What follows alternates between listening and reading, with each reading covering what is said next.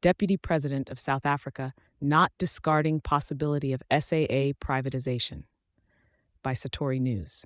South Africa's Deputy President Paul Mashatile has signaled a shift in the government's stance towards the future of South African Airways, SAA, indicating that the possibility of revisiting its sale is still on the table.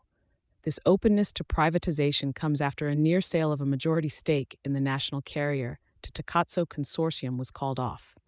In a statement that underscores a changing viewpoint within the government, Mashatile acknowledges the burden of maintaining a state-run airline amidst financial strains. Over the past decade, SAA has been the recipient of multiple government bailouts, reflecting the broader challenge facing many of South Africa's state-owned enterprises, SOEs.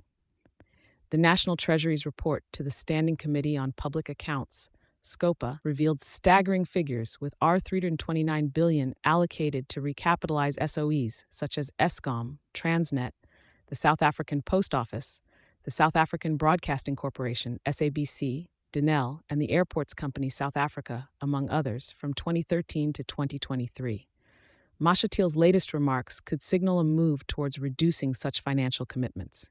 In conversation with the Sunday Times, Mashatile questioned the necessity of government involvement in the aviation industry.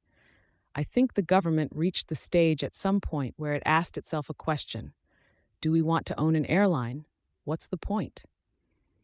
He further suggested that allowing the private sector to invest in and revitalize these SOEs could be the answer to their financial distress.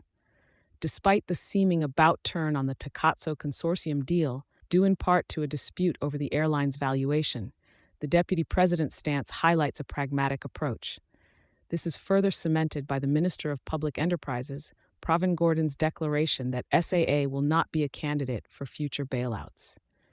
Gordhan's insistence that the airline must run its operations as efficiently as it can and as profitably as it can, and sustain itself as we go forward, aligns with Mashatile's sentiments.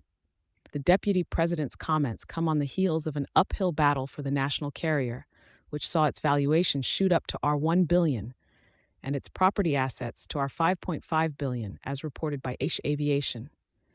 This figure marks a significant increase from the R2.4 billion valuation during its business rescue phase just 3 years earlier.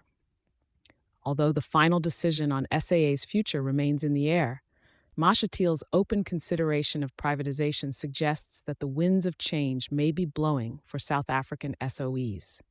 The strategy focuses on establishing self-sustaining entities and freeing up state finances for other pressing needs.